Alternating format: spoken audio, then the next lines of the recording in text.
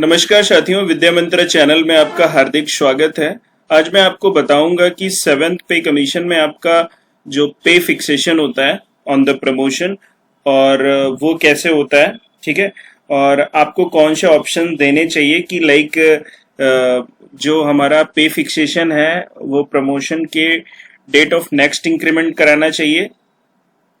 In the lower post and method of fixation of pay from the date of next increment if opted from the contest of the CCS pension rule 2016 regarding। ठीक है, देखिए जब हमारा पे fixation होता है promotion पे, ठीक है, प्रमोशन पे जब हमारा पे फिक्सेशन होता है तो हमारे पास दो ऑप्शन होते हैं कि हम अपने जो प्रमोशन है वो डेट ऑफ नेक्स्ट इंक्रीमेंट पे कराएं या पे फिक्स हम अपनी करा लें और इंक्रीमेंट अगले साल लें। हमारे पास दो ऑप्शन आते हैं कि या तो जुलाई में 1 जुलाई को या 1 जनवरी को, दो बार हम अपने पे फिक्सेशन की डेट को दे सकते हैं। ठीक है, तो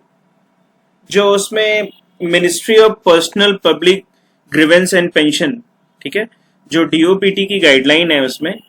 ये देखिए, जो मैं आपको सर्कुलर दिखा रहा हूं ये नॉर्थ ब्लॉक न्यू दिल्ली का 27 जुलाई 2017 का लेटर है। जब भी आपका पे फिक्सेशन हो रहा है, ठीक है, जब भी आपका प्रमोशन पे फिक्सेशन हो रहा है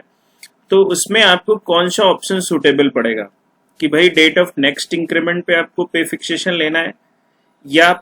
फिक्सेशन अभी करा लीजिए फिर इंक्रीमेंट होता रहेगा अपने अकॉर्डिंग। ठीक है, तो मैंने दोनों केसेस में एग्जांपल लेके जो नॉर्थ ब्लॉक के सर्कुलर में बताया गया वो मैं आपको थोड़ा सा एक्सप्लेन करूंगा।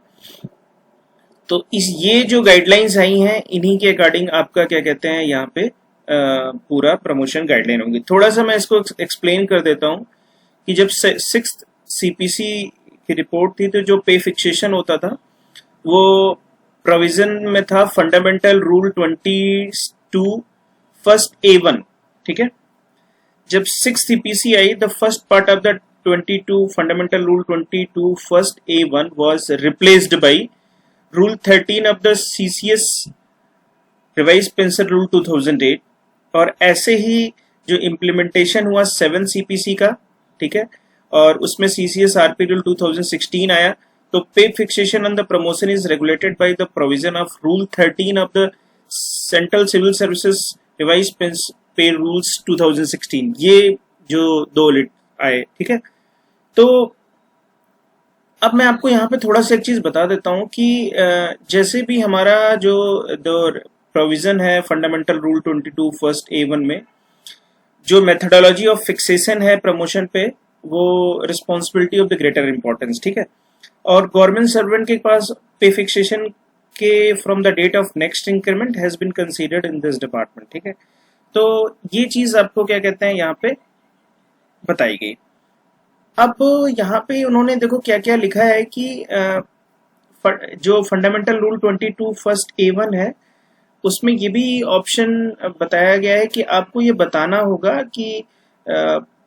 एक्सरसाइज करने के 1 मंथ के अंदर की डेट ऑफ प्रमोशन पे चाहिए या डेट ऑफ नेक्स्ट इंक्रीमेंट पे चाहिए। डेट ऑफ प्रमोशन पे ही आपको सारे बेनिफिट्स चाहिए या डेट ऑफ इंक्रीमेंट पे चाहिए, नेक्स्ट इंक्रीमेंट पे। ठीक है, तो इसमें क्या बताया गया कि जो दोनों चीजों को कंसीडर करने के बाद इसमें कहा गया है कि president is please to describe, देखिए प्रेसिडेंशियल मैटर्स होते हैं ये, central civil services rule central government employees के लिए ये फॉलो होते हैं और जो ये गाइडलाइंस आती हैं बाद में इन्हीं को स्टेट फॉलो करता है। ठीक है, 7th पे कमीशन पहले सेंट्रल में अप्लाई होता है फिर यहाँ पे अप्लाई होता है। अब मैं आपको थोड़ा सा क्लियर कर देता हूँ कि यहाँ पे जो गवर्नमेंट सर्वेंट है यहाँ पे आप देखिए क्लियर तरीके से एक चीज यहाँ पे लिखी गई है, इस गाइडलाइन को थोड़ा सा पढ़िए कि जो गवर्नमेंट सर्वेंट है वो, ठीक है, ये देखिए गवर्नमेंट सर्वेंट है may opt to have his or her pay fixed from the date of his next increment either from 1st July or 1st January as a case may be, occurring in the level of the post from which he is promoted, except in case of the appointment on the deputation basis, ex cadre post on the direct recruitment basis, appointment promotion on the ad hoc basis। ठीक है,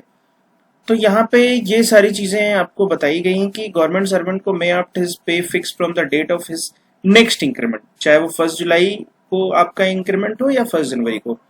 मैं cases लेके थोड़ा सा यहाँ पे discuss करूंगा आपको। देखिए दूसरा केस जो यहाँ पे होता है वो देखिए यहाँ पे साफ साफ इन्होंने नोट इन किया है कि दूसरा केस ये है कि अगर आपका प्रमोशन होता है, ठीक है, ये देखिए प्रमोशन होता है, in case upon his her promotion the government servant up to his or her pay fixed from the date of his or next increment either from 1st July or 1st January as the case may be in the level of the post from which government servant is promoted। ठीक है, आपका promotion हो जाए, promotion होने के बाद then the from the date of promotion till his her date of next increment the government servant shall be placed in the next higher cell in the level of the post to which he is promoted। दो cases होते हैं, ठीक है। आपका पहले आप क्या कहते हैं, यहाँ पे 2 इंक्रीमेंट ले लीजिए, ठीक है। जैसे फॉर एग्जांपल आपका डेट ऑफ नेक्स्ट इंक्रीमेंट पे आ गया और पे फिक्स भी आप उसी दिन पे कराना चाहते हैं तो आपको लोअर ग्रेड में आपको 2 इंक्रीमेंट मिल जाएगा और उसके बाद आपको हायर सेल में आपको रखा जाएगा, फिर आपका 1 साल बाद डेट ऑफ नेक्स्ट इंक्रीमेंट लगेगा। दूसरा केस ये होता है कि आपको क्या करना है कि पहले आप डेट ऑफ जैसे ही आपको पे फिक्सेशन करानी है, पे फिक्सेशन करा लीजिए, नेक्स्ट सेल में आप नेक्स्ट पे मैट्रिक्स में आप चले जाएंगे, नेक्स्ट पे मैट्रिक्स में आप चले जाने के बाद फिर डेट ऑफ नेक्स्ट इंक्रीमेंट जो आपका 1 जुलाई या 1 जनवरी जो भी नियर बाई होगा वहां पे आपको लग जाएगा। तो दो केसेस बनते हैं, तो किस किस केस में आपको बेनिफिट होता है, किस किस केस में आपको नहीं बेनिफिट होता है, वो मैं आपको केस वाइज एक लेके स्टडी करके बताऊंगा। ठीक है, यहाँ पे आप देखिए ये जो गवर्नमेंट ऑफ इंडिया ने आपको चीजें दी हैं।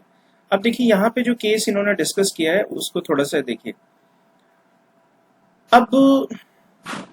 इन्होंने क्या किया है कि एक केस लिया है कि कोई भी एम्प्लॉय अगर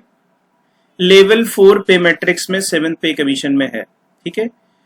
तो बेसिक पे इन द रिवाइज्ड पे स्ट्रक्चर, जो 7th पे कमीशन का रिवाइज्ड पे स्ट्रक्चर है, ठीक है, उसमें आपका जो बेसिक पे है वो 29600 है। पेमेंट लेवल 4 में आपका जो बेसिक है वो ये है, ठीक है। और अब उसको क्या है कि granted promotion in the level 5, level 5 में क्या कहते हैं उसको जाना है, ठीक है। तो पे इन द अपग्रेडेड लेवल, ठीक है, पे इन द अपग्रेडेड लेवल क्या होगी, अब 29,6000 से जो अपर एक लेवल है, अपर एक लेवल है वो क्या है लेवल 5 में 29,6000 के बाद यहाँ 3500 है, तो अपग्रेडेड लेवल में यहाँ पे क्या है 29600, 29200 के बाद 33100 है, तो ये पे है, ठीक है, अपग्रेडेड वाला, ठीक है। अब ठीक है, अब जो है pay from the date of promotion till date next increment, अब यहां पे अगले पे मैट्रिक्स तक आ गया, ठीक है, समझ में आया। अब जब उसका D9 होगा, डेट ऑफ नेक्स्ट इंक्रीमेंट, ठीक है, डेट ऑफ नेक्स्ट इंक्रीमेंट होगा, तो वहां पे लेवल 5 में उसकी बेसिक पे ये है। फिर जब डेट ऑफ नेक्स्ट इंक्रीमेंट आएगा 1 जुलाई को और 1 जनवरी को, तो जो उसकी पे होगी वो क्या होगी 31,000 हो जाएगी, ठीक है, समझ में आया। तो यहाँ पे उसकी पे यहाँ पे 31,000 हो जाएगी। अभी आपको क्या करना है कि पे फिक्सेशन आप करा लीजिए और प्रमोशन की डेट पे आप अपना पे फिक्सेशन करा लीजिए और जब डेट ऑफ नेक्स्ट इंक्रीमेंट आपका ड्यू आएगा तो नेक्स्ट हायर स्केल में आपको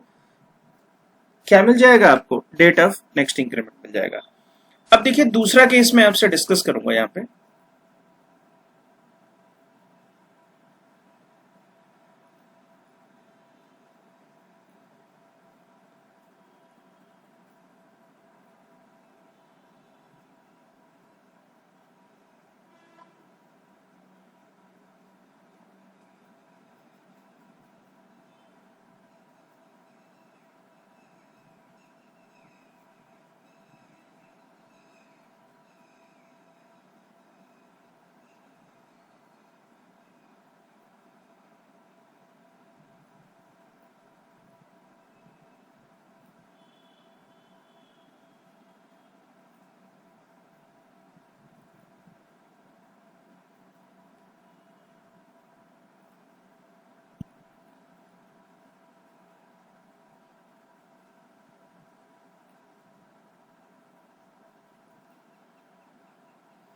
अब देखिए आपको क्या करना है कि अगर आपका जो प्रमोशन है,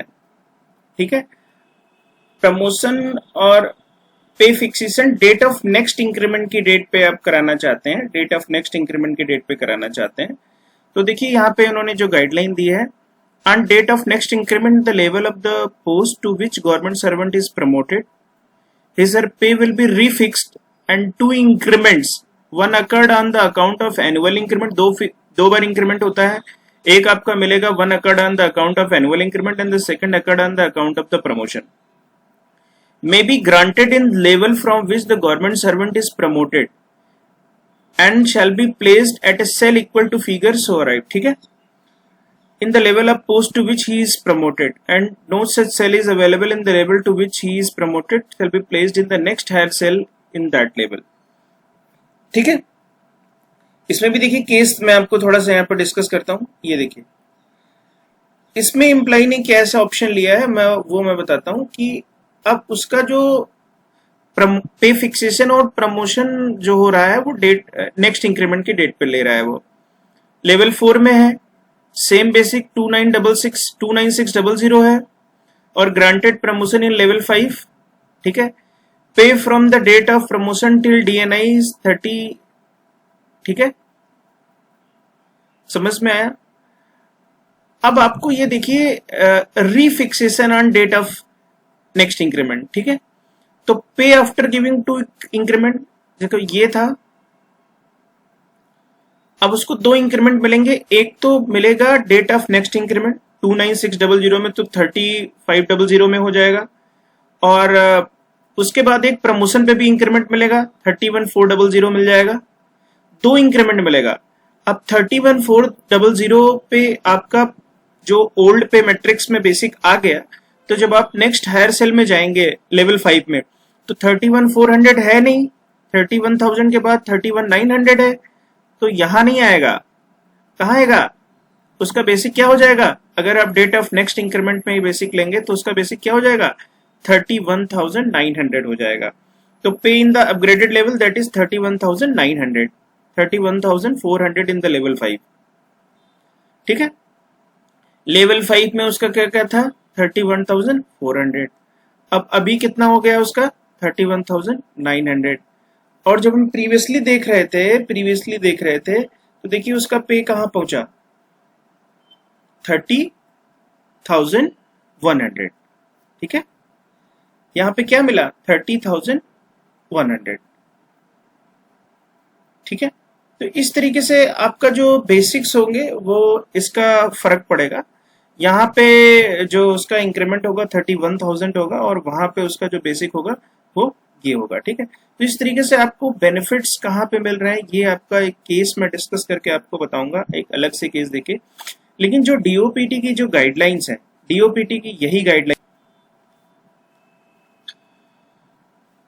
सो डीओपीटी क्या कहती है, डीओपीटी ने जो अपना ये ऑर्डर निकाला कि in such case where the government servant ought to have his or pay fixed from date of his next increment in the level of the post from which he is promoted, the next increment as well as date of next increment will be regulated accordingly. Next increment as well as the date of next increment will be regulated accordingly. ठीक है, तो if the further order to enable to official to exercise the option within the time limit prescribed, the option class for pay fixation and the promotion with effect from the date of the promotion shall invariably be incorporated in the promotion appointment order. There are no case of the delay in exercising the option due administrative lapse, ठीक है। तो ये सारी चीजें, और ये देखिए जो ये ऑर्डर आया था ये सारे मिनिस्ट्रीज और डिपार्टमेंट को गया था, ठीक है,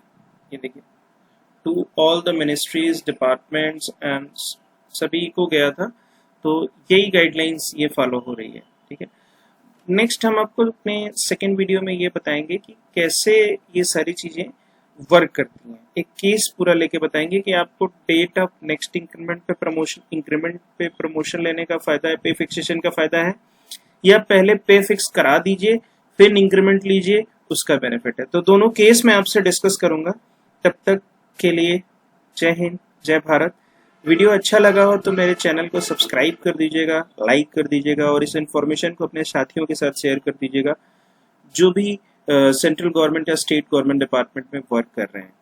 ठीक है। सभी के ऊपर अगर वो 7th पे कमीशन की सैलरी ले रहे हैं तो सभी के ऊपर ये रूल अप्लीकेबल होगा। Thank you, have a nice day.